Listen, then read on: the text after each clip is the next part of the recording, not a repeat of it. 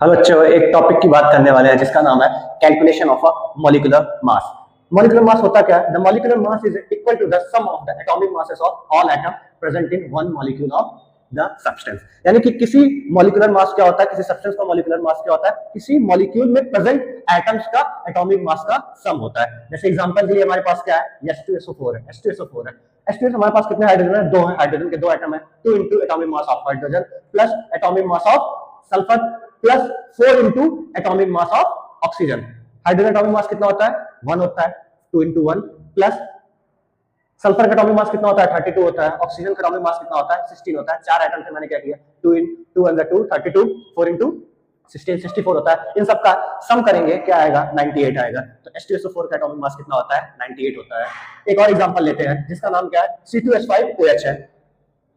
दो कार्बन है, कार्बन का एटॉमिक मास कितना होता है? 12 होता है। 5 हाइड्रोजन है, हाइड्रोजन का एटॉमिक मास कितना होता है? 1 होता है। ऑक्सीजन कितने एटम है? 1 है।